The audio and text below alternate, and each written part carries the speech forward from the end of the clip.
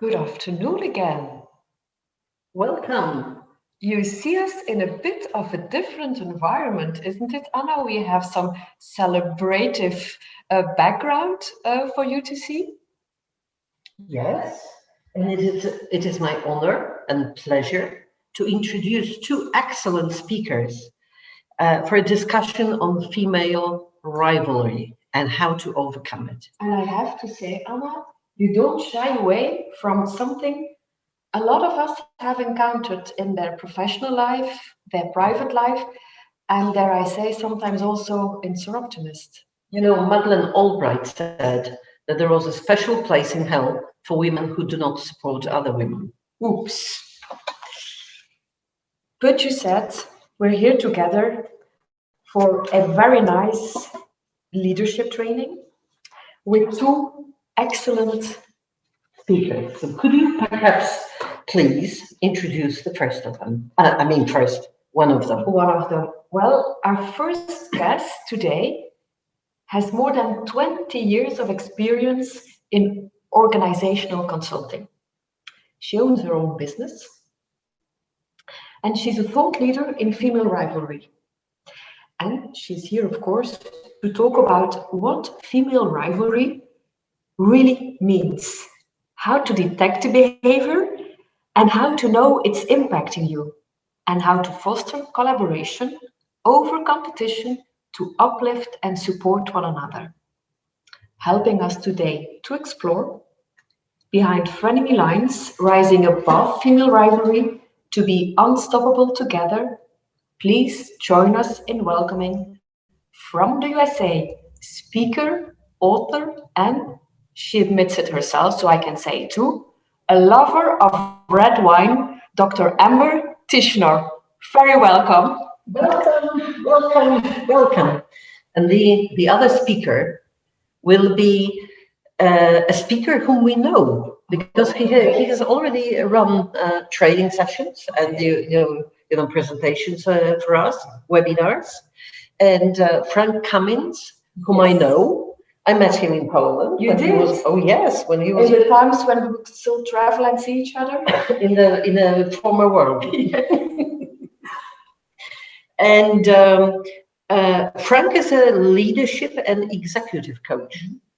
And he has worked with executives in a variety of industries.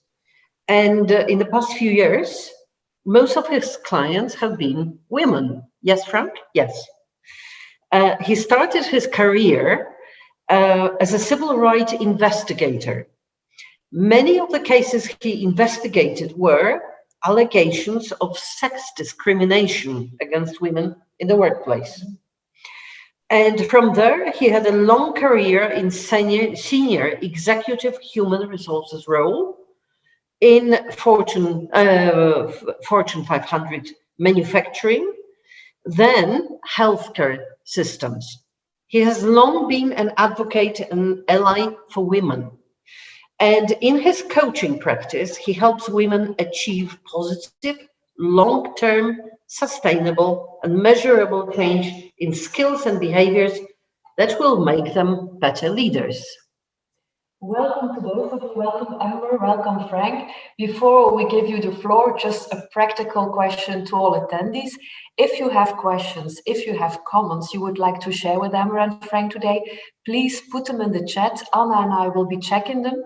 And after Amber and Frank have finished, we will be gladly sharing them with them so that they can answer us. So Amber, Frank, it's an honor to have you, and the floor is entirely yours now. And the technicians will be unmuting you now. Just bear with us a moment, please. Thank you. And don't panic if anything goes wrong. There's always something, either the human factor or technical factor. So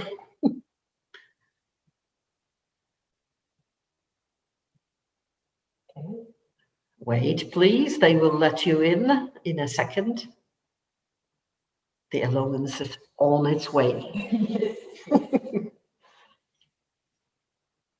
The on its way is my favorite English expression because it can cover the span from 5 seconds to 5 months.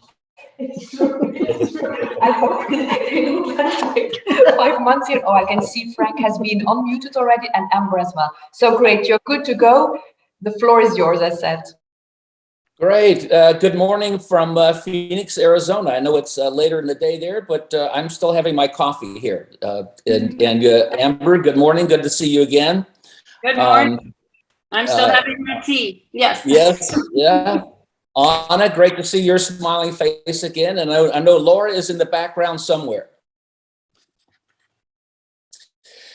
So thank you for joining us, and thank you for allowing me to participate again. And hello to all those who were in our first 2 webinars, and welcome to those who are first joining us.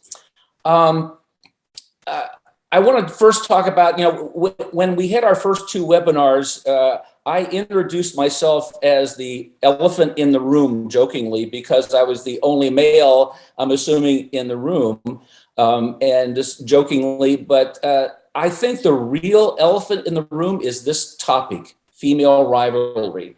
And it's because we all know it exists, but we really don't openly talk about it.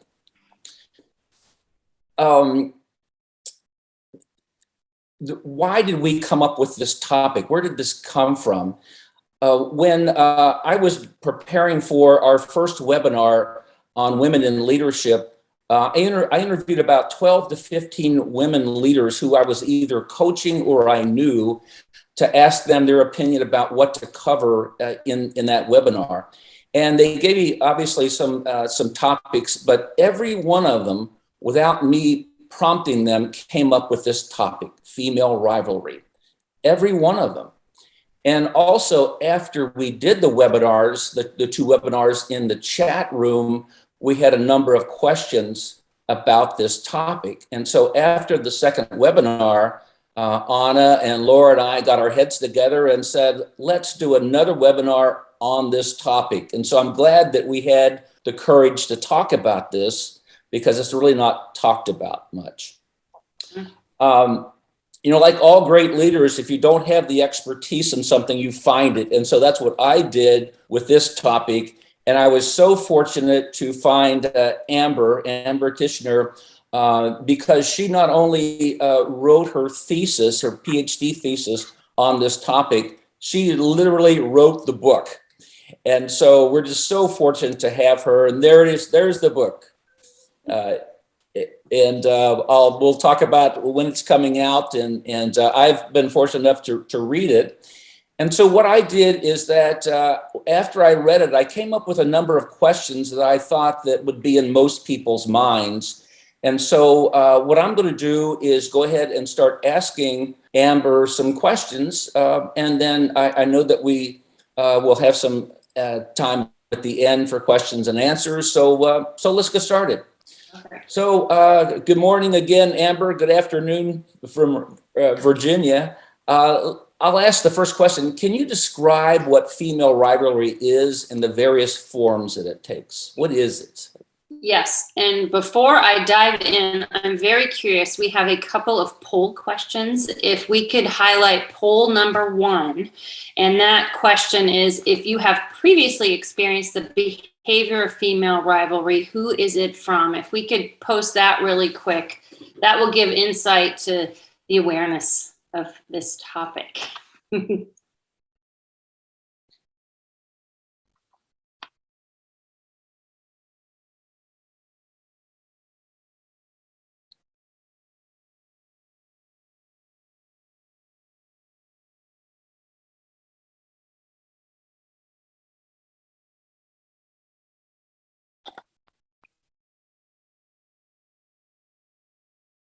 And if they don't pop up, we can move on. That is quite okay. So Frank had asked how to describe female rivalry in the various forms it can take. So it's a broad banner for mean girl behaviors, and that can occur by bullying, judging, very much passive aggressive and intangible behaviors.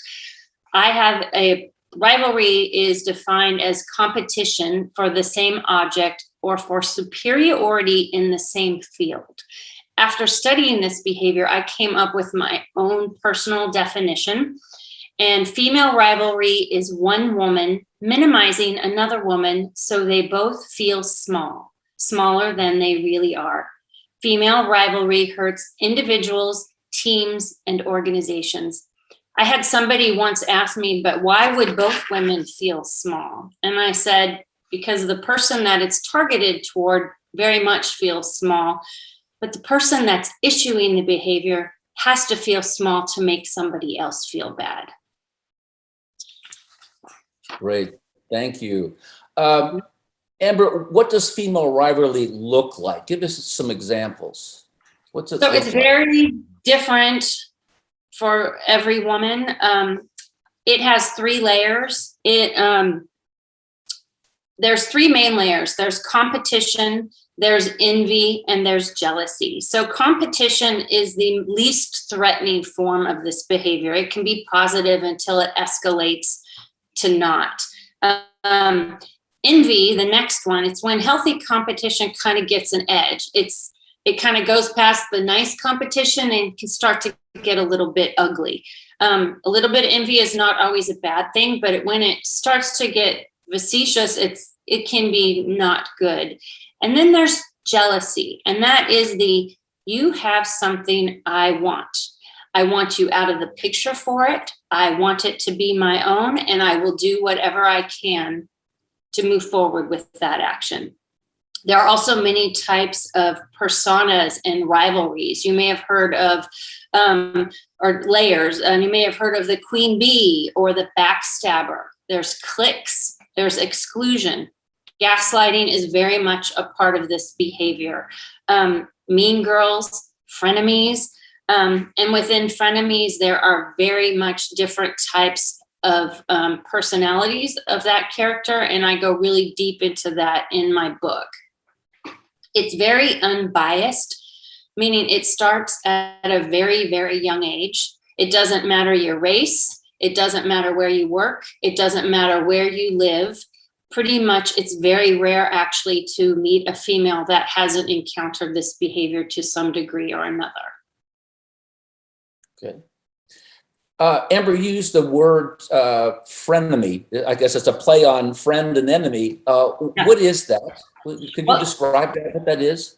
You said it, Frank. The definition, truly, if you look it up, it is a definition of friend and enemy, and it is a combined word. It's actually a very old word. Not many people may be aware that it's been around for a long time. Sigmund Freud, the psychologist, he used to use it as a term to describe himself, actually, in certain instances. So it's not something that is new, but it may not be something that has been used continuously. Got it. Okay. Why did you select this topic? I mean, it took courage to do this, but why did you select it? Well, I was studying organizational psychology, and I was getting my PhD, and I had to do something within the working environment, but I really wanted to do something that pertained to women. And so I saw it happening. And you say elephant in the room when you mentioned you being the only male. I call it the elephant in the boardroom because it's something that is not discussed. So I started diving into it from an organizational perspective because people were ignoring it and good women were walking out the door, and it was ruthless. Then fast forward, I'm like, no, this happens everywhere. It's not just at work. It can be in families. It can be in neighborhoods. It can be in your school system, at your church. I know you mentioned it could even be in this group. It's in every group. It's always there. But fast forward, I'd gotten my PhD. I was working on a project, and I'd been there about 6 years, and I was dealing with a woman who we'll just say she was very unpleasant. And I dreaded going to work. I'd wake up on Sunday, I'd have a pit in my stomach. I hated going to, it ruined my whole weekend because I would think, oh no, I have 2 days and I have to go back. I was driving to work one day, and my mom said to me on the phone, I hate to see how you doubt yourself all because of this woman.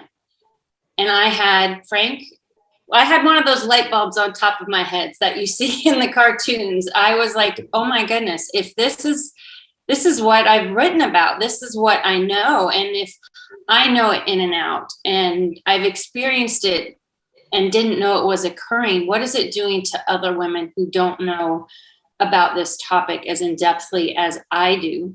So I went in and I quit, and I fast forward, this is how I got onto the track that I'm doing right now.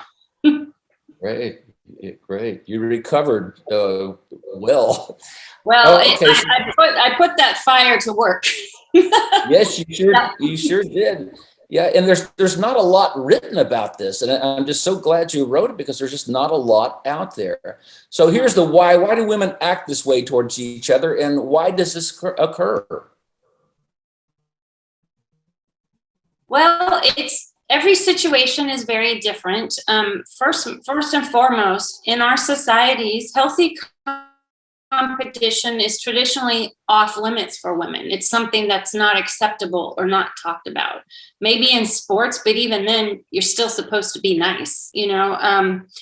Society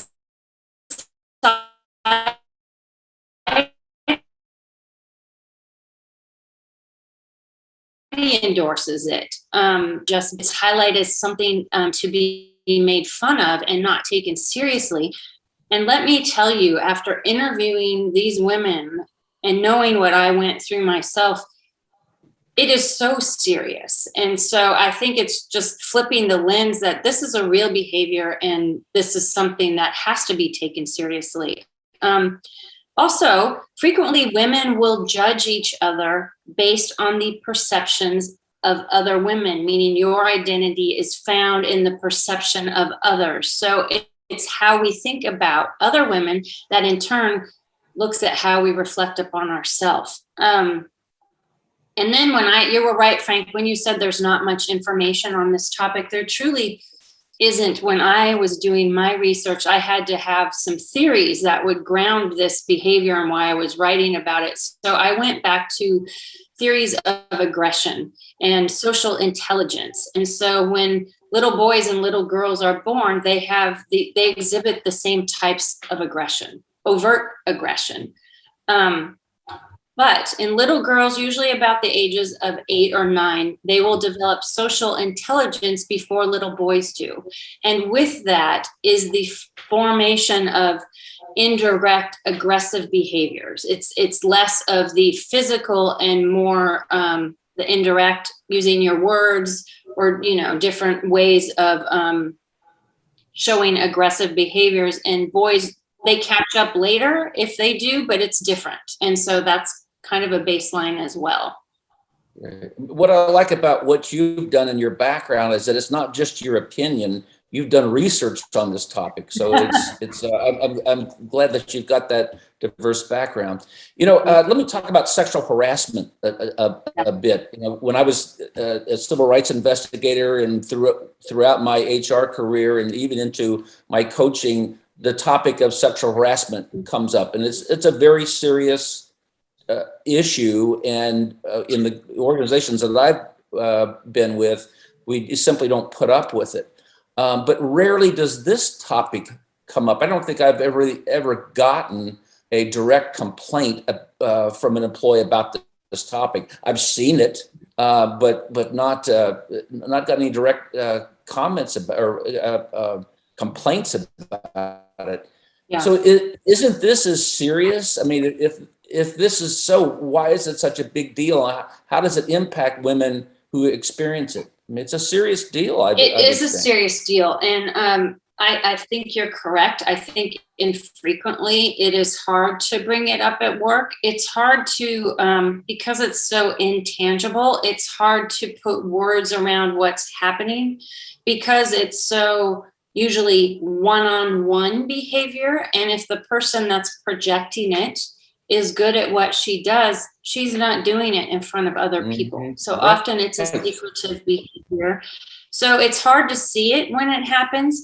And frequently when it does, it's ignored because organizations aren't normally set up how to deal with it. And then that will define the culture of the organization, which means that culture is most likely endorsing it, whether or not they're actually saying it. They're endorsing the bad behavior by ignoring it, which in turn impacts teams, mindsets, and productivity.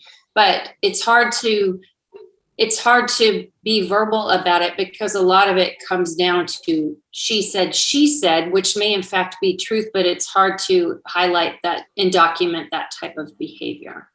Yeah. Just as a side, men know that this goes on. They see it, and I think sometimes they just minimize it as it's just women, and I think that's wrong. I think it should really be addressed.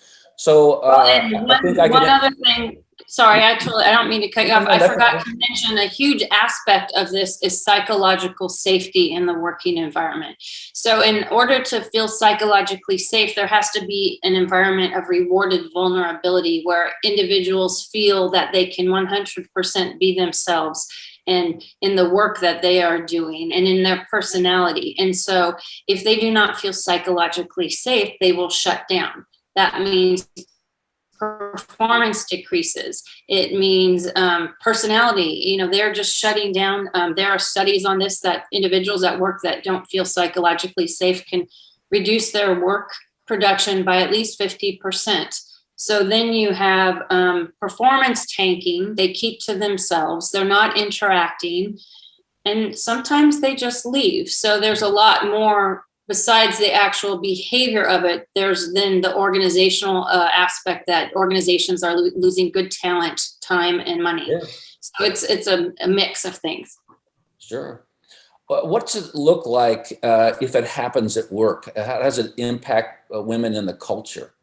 Well, there was a slide I saw up there, and we can pull that up if you want, or else I'm happy to just talk to it. So there are a lot of areas where this will impact work. And this is not just, to be clear, we're talking about work, but this can impact social and different other areas in your life as well. But I'm using work as an example. So if she undermines your work, if she's always creating some form of conflict, if she's removing responsibility, if she promotes isolation and exclusion.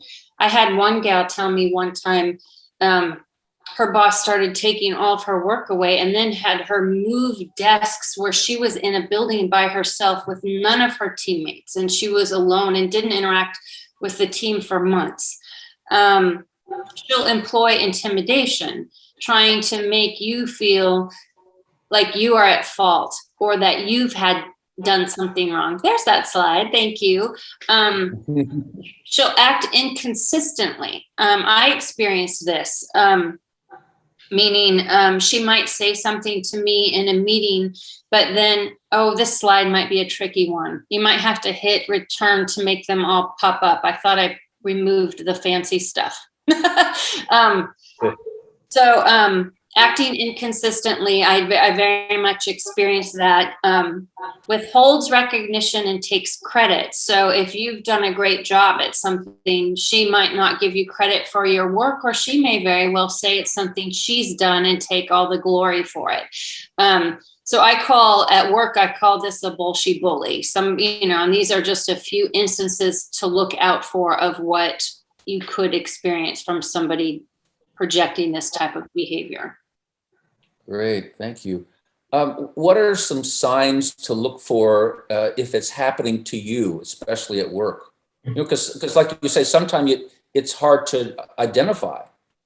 Oh, it's so hard to identify. And first and foremost, I think initially when a woman is experiencing this, you are going to say, well, isn't happening. Why would she do that to me? I didn't do anything to her. So you will doubt yourself and you'll think, I'm imagining that. If it continues, there are different signs to look out for. One thing I always say, first and foremost, 95% of the time you are probably have nothing to do with the reason why she is projecting behavior toward you. However, I think it's always good to do a self-check because that's a reality check. And so it's just good to look inward a bit. So in that camp, the first one is look inward. How are you regulating your own behavior? Are you projecting anything that may be, triggering her? Number two, I call it managing your inner she bully. That little voice that chats back here and is like, well, Amber, you're just not doing good enough. I think that's so important to quiet her, because women who like themselves like other women. But if you don't like yourself, you are not, what you attract might not be what you want. So you really have to like yourselves and hush the bully down and really pay attention to that voice. We all get her, but kick her to the curb. It's very important to practice the pause.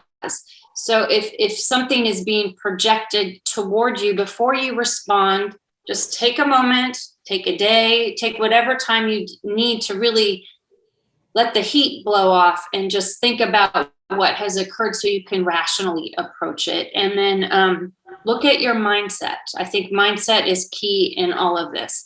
And with that being said, that's just little things I think you can do individually, but I think there's also things you can do to really understand the behavior. So one is document. As I had mentioned, this is intangible. So you need to document everything. Write it down, take notes, do whatever, because after a while, and if these are repetitive behaviors, you will see a pattern come out. Recognize her intent. Do you think she's purposely trying to insult you? Do you think she's out to get you? Do you think maybe it's cultural differences? Just really look at why this could be occurring. Address the situation. Maybe if you are at work, say, hey, can we go to the cafe around the corner and grab a cup of coffee and talk about it? Sometimes that works, sometimes it doesn't. I've had it not work, but you're trying to do what you can. I've had it where I've said, hey, I think I could do a better job at communicating. What's your putting it back on me? That didn't work either. She acted like there was nothing wrong when indeed there was something wrong. Try to stand up for yourself, which in this situation is so hard because her behavior is squashing you. But if you can try to stand up for yourself, that will catch her off guard. I find using humor does help. Maybe Anna says something to me and I'm like, well, Anna, I know you didn't mean to make me feel that way. I'm sure that wasn't what you meant. And, that humor will also deflate it a little bit, but it also lets them know you see what they are doing. And so someone said, well, I don't think that's appropriate. And I said, well, it's not always going to be appropriate, but it can diffuse the situation and make that other person practice the pause. Seek out help. Have a manager or someone in leadership or HR. Let them know what you're going through for support. And ultimately, if it's ongoing and no one is doing anything about it, it probably will stay that way, unfortunately, and you may have to leave. That was a lot of information. No, that's good. So we've talked about the what, we've talked about the why. You've given us some tools, which is really helpful. Any other tools that we can use to address this? I think really just it's documenting, it's open and transparent communication. It's looking at yourself and, getting that support. And just being on top of it, because it's so easy when you lose your voice to not talk about it. And I know when you're in it, I did not see it was occurring, which shocked the heck out of me. And so hindsight is a beautiful tool. It's often hard when you're in it to know that it's going on. Got it. Okay. Yeah. So how do we change this behavior? Well, it's a lot. There's a lot to it because it's a huge deal. It makes you feel small. You are fearful. It can have a lot of mental, psychological, social, emotional impacts. It will go home with you, as I had mentioned.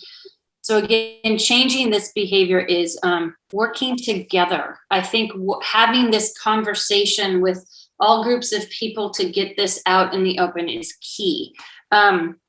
Be an includer. It doesn't mean you're always going to be best friends with that person, but you can always include and you can always be kind. Establish community and activate inclusion. This is huge. So if you are in a working environment, you're there for work, but think about how much time you spend with all of these people, sometimes more than you see your family and friends. So get to know people outside of just your working environment. When you start to get to know each other as real people, then you see them for who they are, and you're not just a colleague. And so that makes it more personal. And hopefully when you start to invest and have these personal types of relationships, this behavior can decline. Put ramifications in place. I firmly believe this topic should be part of the anti-bullying or HR training, onboarding training, or yearly training that organizations have. When this behavior escalates, I firmly believe it is a part of a bullying behavior. And so when it's occurring, put ramifications in place, meaning we aren't going to tolerate it. You do this, you're out. You also could implement bystander training. So if Frank, you and I were having an issue and Anna saw it happening, she could stick up for me or you and let everybody know that she was watching this and we needed to do something about it. So bystander training is huge, and that makes everybody accountable, because if you are watching it and not doing anything about it, you are also part of the problem. That's why it continues. Got it. Okay. I've seen this in my career, not only as an HR professional, but also a coach. And my opinion is that this could potentially be career limiting to a woman who wants to progress in an organization. Your thoughts about that, Amber? It definitely can be, especially in that culture. I mean, if it's ongoing and the culture isn't doing anything about it, you're kind of stuck, because it means they're rewarding the negative behavior. So I've also had a lot of women tell me, I will never again work for another female. I will never again work on an all-female team. There has to be a token male. I don't have close friends as a result of this type of behavior. And so it's horrible when it happens, and it's awful that women don't want to work with other women or don't have close friends, and it's hard to get over. But if you learn from your experience, then you can share what you've been through, and in organizations and in other friendships, you know what you don't want anymore, so you can move it forward, pay it forward for how you want to make positive change. Got it. Okay, thank you. Amber, shouldn't we start mentoring young women on this topic? Yes, absolutely. I have a daughter. She will be 13, so I'm approaching the teenage years. But even though I've studied this extensively, I was so shocked when she was 5 years old at school and came home and was telling me some of these stories. It starts so young. And the thing is, when it starts that young, this is not a behavior that these little girls are born with. This is a behavior they are watching. And so somebody close to them is showing them this behavior and showing them that it's okay, and it's not okay. So I think it's, again, this communication at a young age, talking about how you want to feel with your friends, how you don't want to feel is also huge, so you know what it doesn't feel nice. Okay. On one hand, there's this behavior that we all know is out there, but on the other hand, I know that women develop deep friendships with other women, maybe more than men do with other men. So, and I know that you talk about sisterhood in your book. Can you define what that is and how it's beneficial? Yes. And you know what? I was reading the slides when we were on the break before we started the discussion, and I copied down a few words because one was teamwork, knowledge, trust, friendship, and that was talking about this organization. And so I'm like, this is a sisterhood in itself. It's lovely. Yeah. So it's a group of women coming together, usually linked together by a common purpose. But it's women who uplift and inspire and support each other unconditionally. You know that if you leave the room, your seat will still be there. They are not going to talk about you or take you down.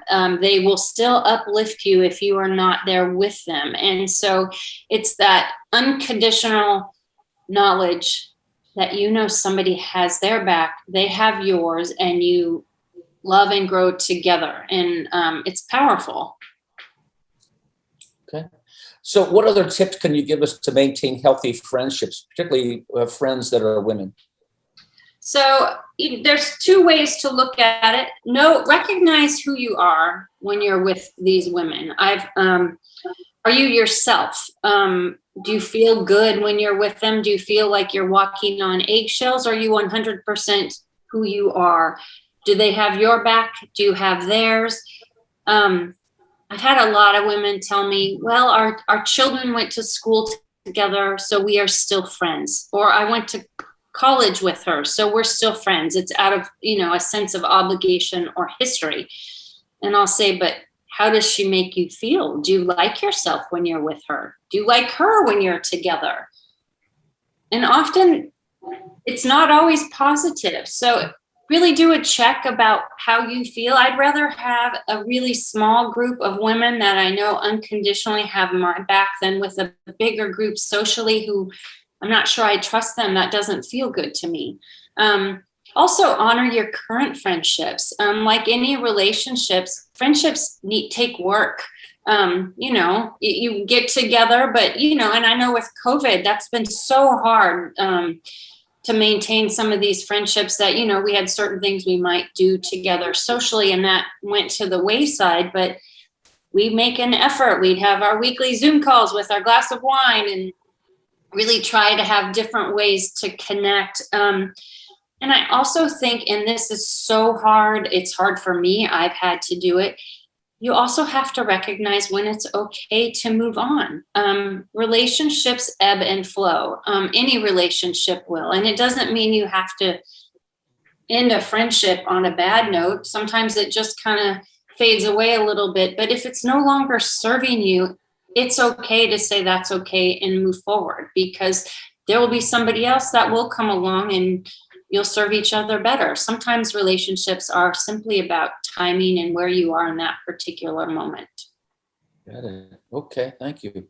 Mm-hmm. There's been a lot of bullying issues that have been addressed, particularly in schools and even in some organizations, and to some success with addressing it up front, why it happens, what to do about it, and holding people accountable, employees and students accountable for it.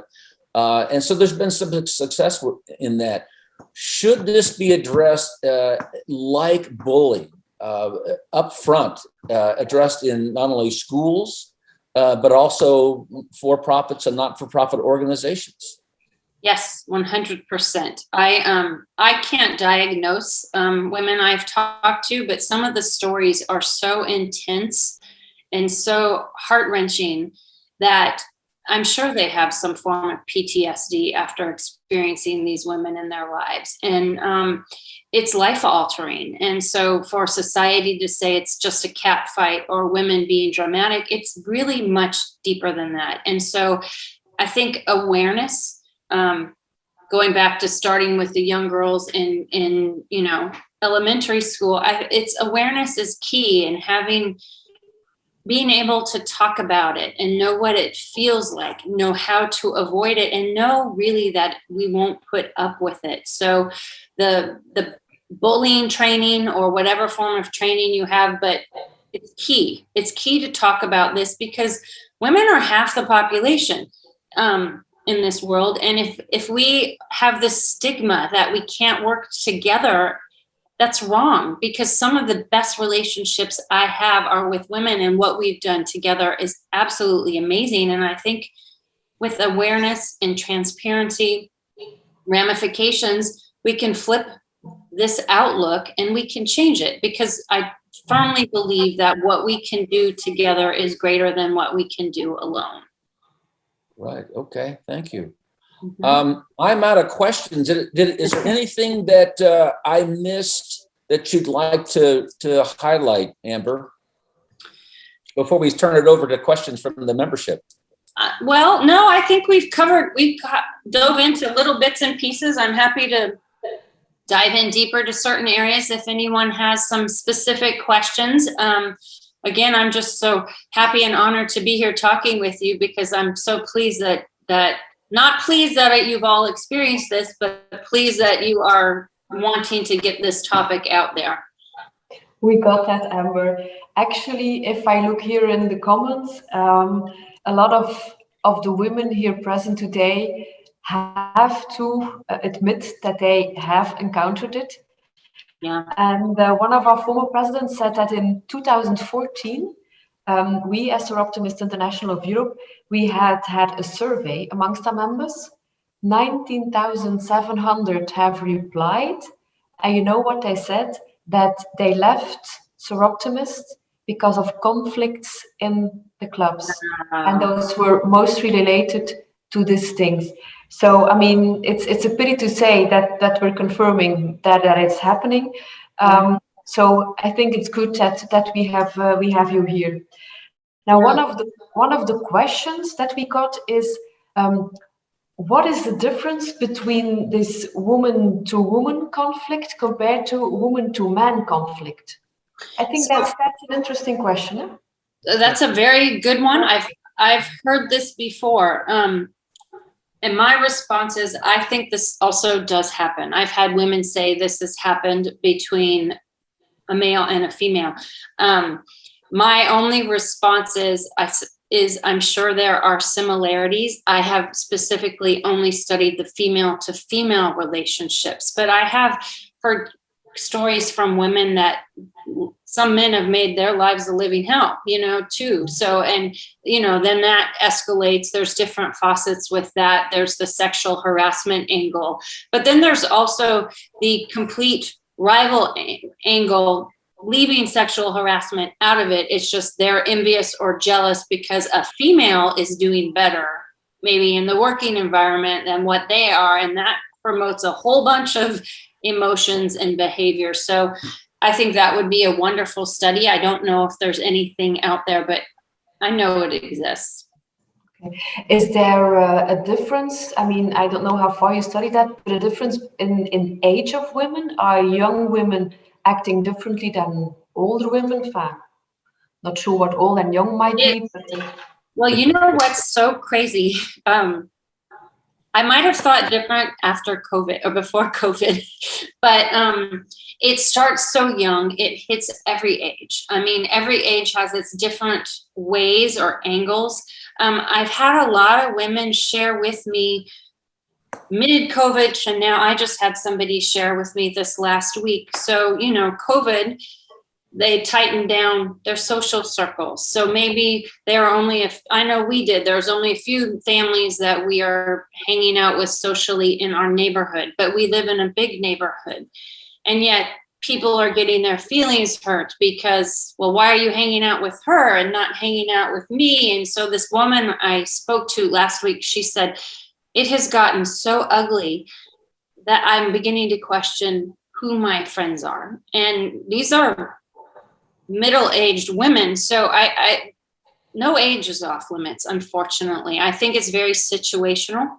And I think, COVID has brought a lot of emotions in so many different arenas and areas, but it definitely impacts socially. And I see it this behavior is rearing its ugly head in different ways, perhaps than it was pre-COVID. Yeah. I'm not sure whether you will be able to answer that, but why is it so difficult for us to support each other? Why can it be so difficult to say, okay, she's done a great job, well, congrats to her, I can do my thing. Why is that? A lot of it is how women have been portrayed in society. It's often been a patriarchal society, so it's perceived as women having less room at the top. And so that in itself will promote, there's less room, so I have to do what I can to get to the top. And if I have to trample over you to get there, I will do so. So that's one aspect of it. The other aspect of it, historically too, women have kind of been taught to see other women fail. I go into more in-depthly in my book, but if a woman's husband leaves her for a younger woman, you might rejoice in that a little bit, or think, oh, that's not me. Or the same thing if somebody gains weight, or if their appearance has changed, people are taught to, oh, well, that makes me better because I haven't changed. So it's based on appearance and, different things, like you gain what another woman loses, unfortunately, which is so not right. There's also the concept, I use like the analogy of a pie. Let's say you have a blueberry pie and you cut it, you try to cut it in exactly 8 pieces. You are always going to have a different slice. Every piece will be a little bit different. So if I'm a coach and Anna, you're a coach, maybe we coach on exactly the same topic, but the way you go about it and the way I go about it is going to be vastly different. We are not the same. Just like the piece of pie is not the same, our personalities are not the same. And so there is enough for everybody. And I think there is a mindset of scarcity that we need to overcome. And really, this goes back to that inner she bully. If you are confident in your own skin and your own ability, you really don't give a whatever about what somebody else is doing, because you're on your own path and you're not comparing to the other lane.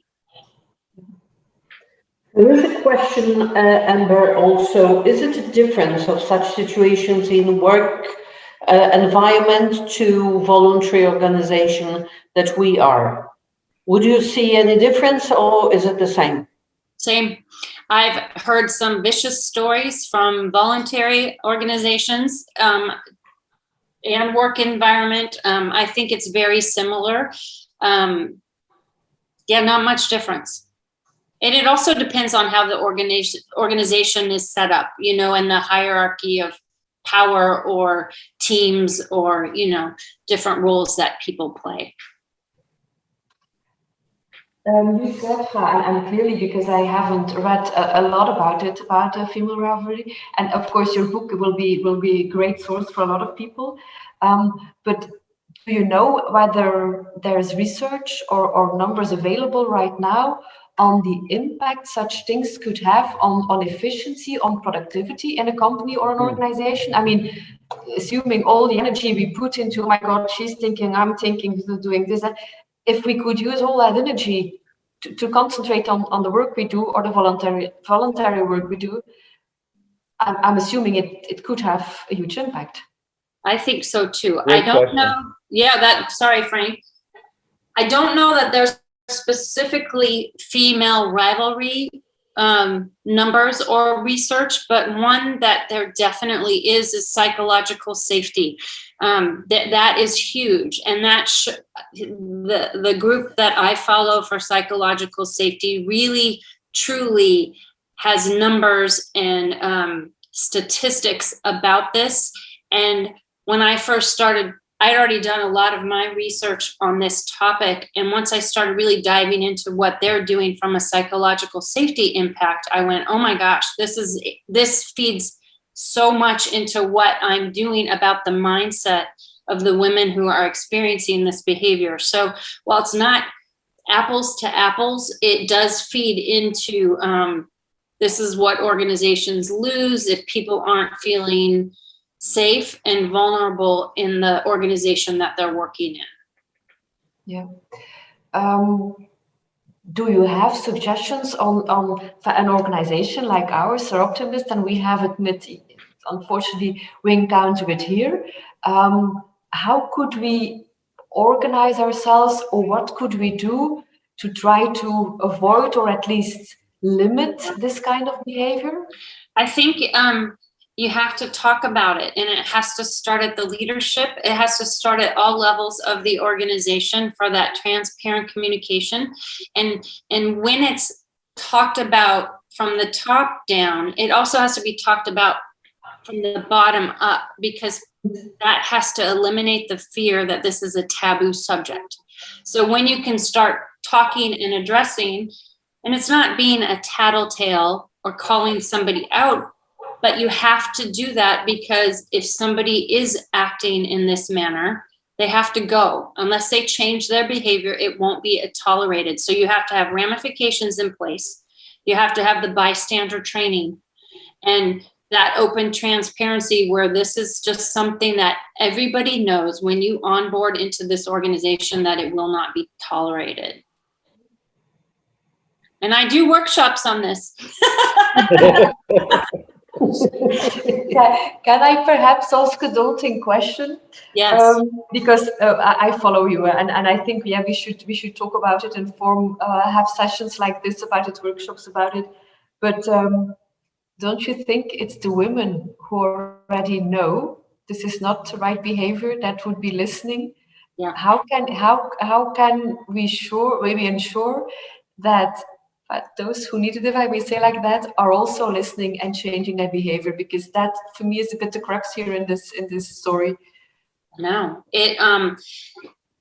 that would be, I don't want to say dream, but I've interviewed so many women that have had this behavior projected toward them.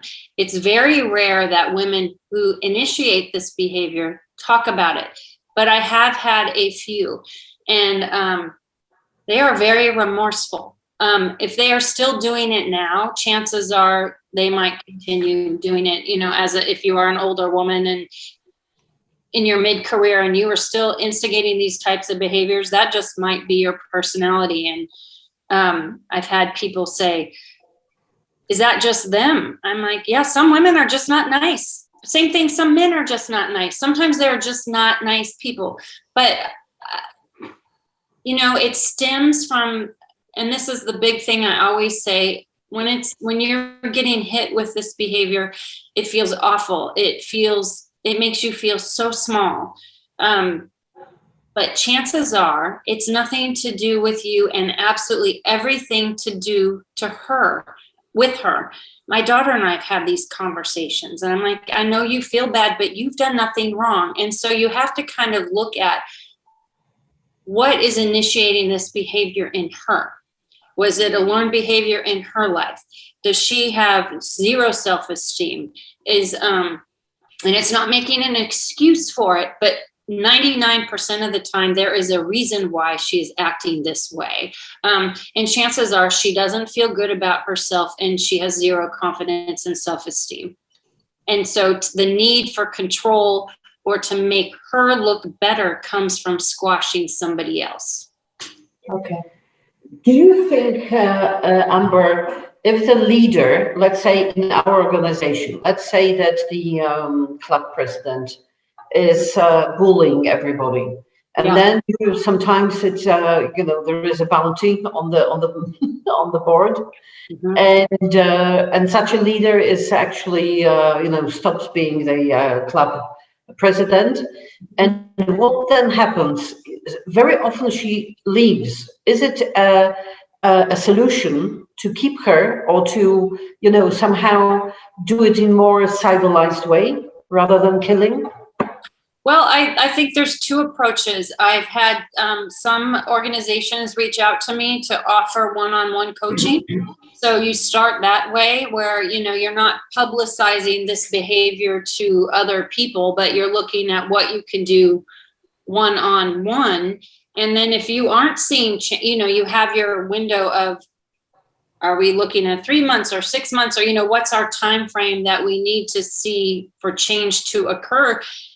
And if that's not happening, then you have some hard choices that you have to make. But I would be very transparent about this is what has to occur to to facilitate change, this is the timeline and the window that this needs to occur in, because otherwise it's ongoing, and you need to see change for everybody. Is it also about giving another perspective on, because sometimes a person might think my way is the way to do it. Yes. Is it about bringing another perspective there as well on, okay, there might be different ways, you might like to explore a different way of working together or being a leader? Definitely. I think it's so easy to get set in your ways, especially if you've been doing something for a while. I think change can be so hard, but it also can be such a blessing because you get the perception of somebody else. I think in organizations, I'll give an example. Frequently younger women, well, when they've told me their stories, when they experienced it, they might have been in an entry-level position coming into a working environment, and an older woman was the one that was feeling threatened because you have someone energetic and young and, a different way of looking at things. Had they taken the time to really sat down and talk, which this is part of the culture, not just somebody coming in and railroading over somebody else. You need to take the time to get to know each other, to look at how you can work together. Chances are, had they taken that time to do so, what they could have done together could have been magnificent. But there's fear because you feel threatened that somebody's going to take your position or replace you. We just get another question in. You say sometimes, most of the time it's intangible and it's one-to-one. But what if that person would start, let me say, talking behind your back, saying bad things about you, spreading rumors about you that aren't true? Yeah, that's happened. I've heard that happen quite frequently. In fact, that's part of this behavior. She might say it on the pretense of her helping you, but it's a lie or it's deceitful. You have to document again, and you hope you have people that are in your corner. Here's an example from my book. One gal had been friends with her one girlfriend since grade school, and they were in college. And this gal started dating a boy that she really had interest in for a long time and was so happy to be going out with him. Well, the girlfriend became jealous, told the boyfriend that she was a prostitute and selling herself for sex.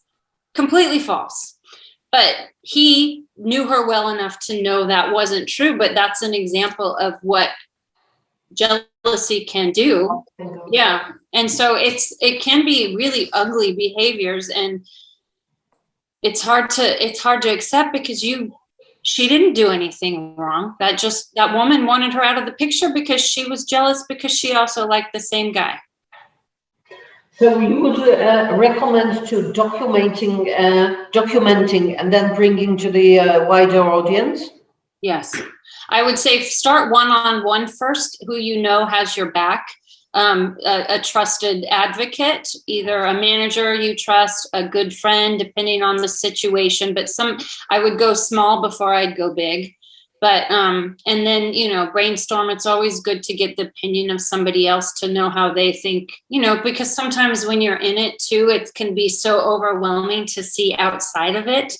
Yes.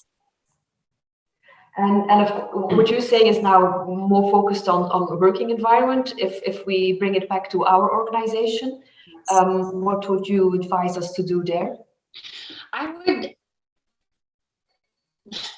because they're set up similarly, although, different, but you still are an organization. So I still would document. I still would, look at the bigger picture. I still think there's awareness of it and having it in your, this is a behavior we won't tolerate, like your guidelines or bylaws or however I'm sure you have a framework of how you all work together. Yes.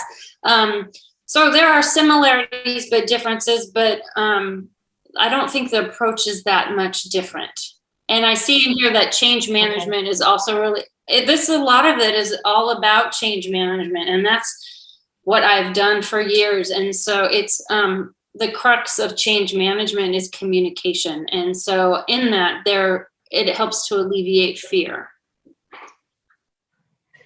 Frank, can I ask you as well, because you've been working with women for such a long time, and I remember from one of our sessions before that you also have had some good advice for us, being the female, women's organization. Well, here's what I want to talk to Amber about, but I think this is sort of my opinion, is that like bullying, and some of the schools educating their students on what bullying is all about, and why a bully acts the way they do. If I were a bully, it would not make me look very good. I mean, it would tell people that I'm insecure, I'm doing it for myself.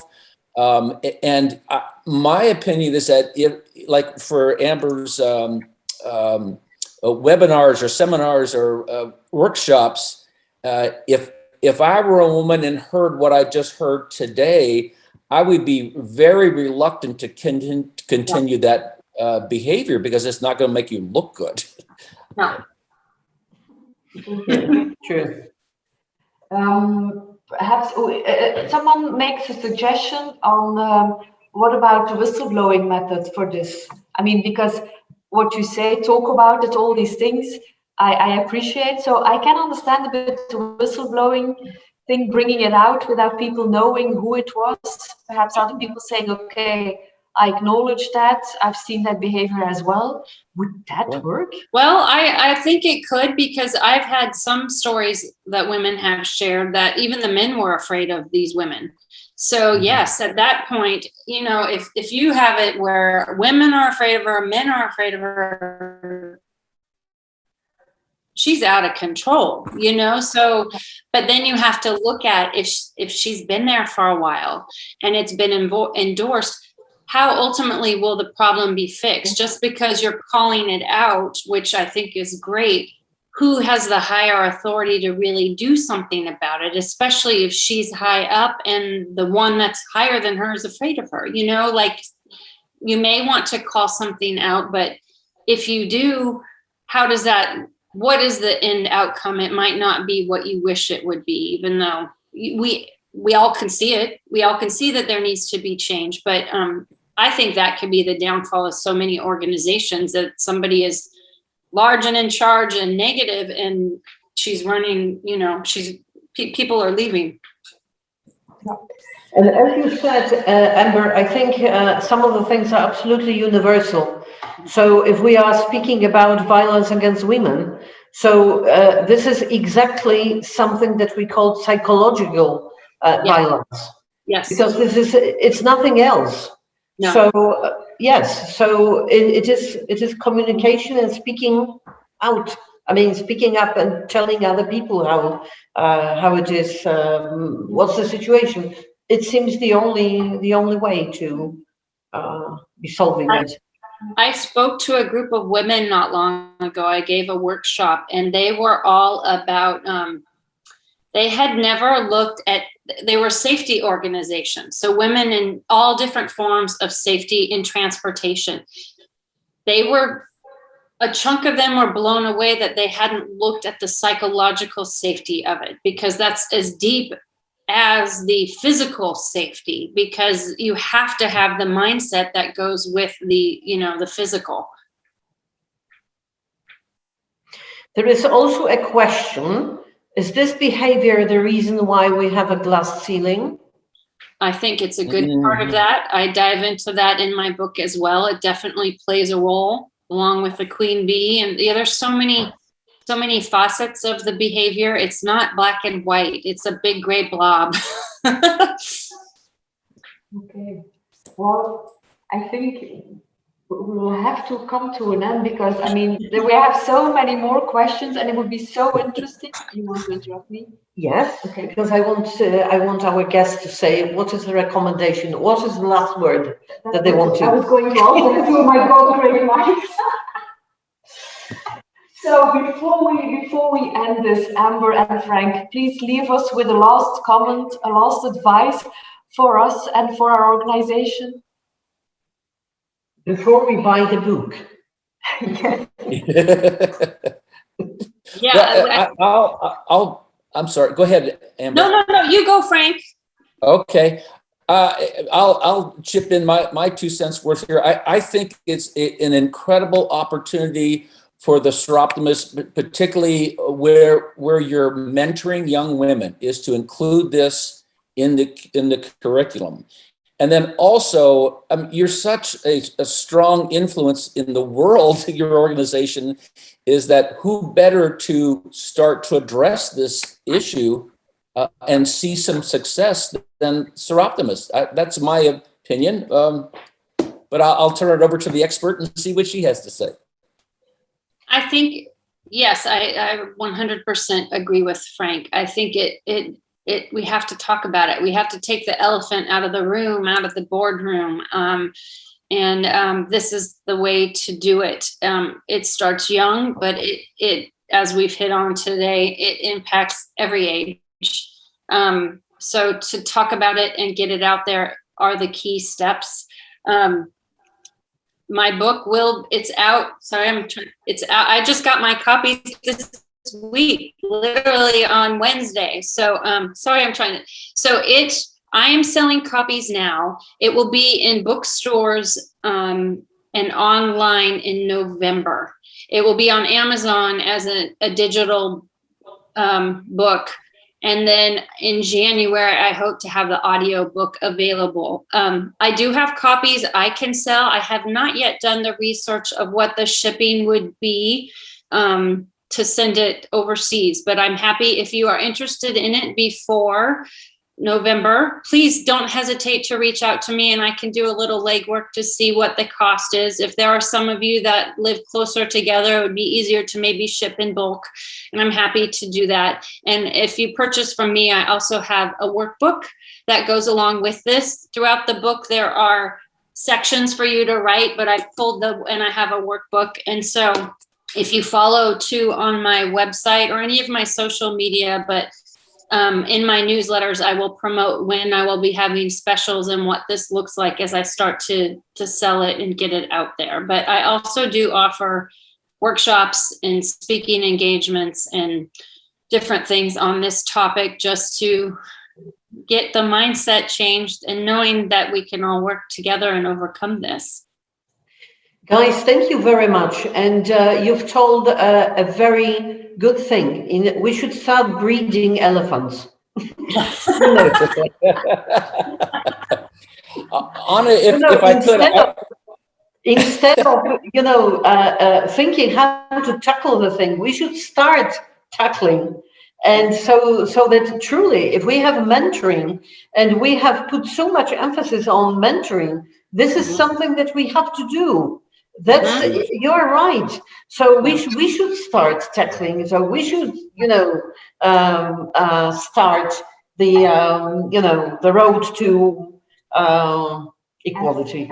Yeah. Well, and I see a comment about emotional intelligence. Absolutely, that's a key thing in my book as well. It's there's so many good. I haven't read all the comments. I'm excited to see them later. But yes. And Frank, you were going to say something, I think.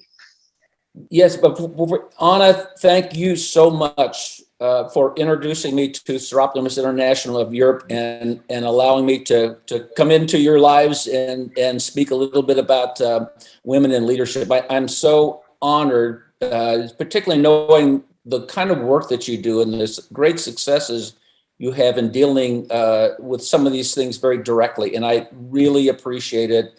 I appreciate Laura in the background as well. I know she's there somewhere, but thank you so much. And it's been, I've learned so much, not only from our 2 other webinars, but of course today, but thank you. And Amber, thank you so much for tackling this subject and working with us today. Thank you, Frank. You know how much you have contributed to our organization so far. And so thank you very much. It's great indeed. And also by bringing Amber so that we were able to listen to her. Well, I thank you, Frank. Thank you for finding me, and Anna and Laura and everyone else. This has been a wonderful opportunity to chat with you all. And I'm always available for questions if you have other things you want to reach out for, but this has been a great discussion. You've been a lovely group, so I appreciate that. Thank you. Thank you very much. And who knows, see you later. And Amber, I'm sure we'll meet again on LinkedIn or Twitter or Instagram, because you're very active. Frank, you're less active on social media, but it's fine. We found you anyway. So thank you from my side as well. And who knows, until later. Yes. Thank you very much. Thank you. Bye-bye. Have a good Bye-bye. day. You too. Bye-bye.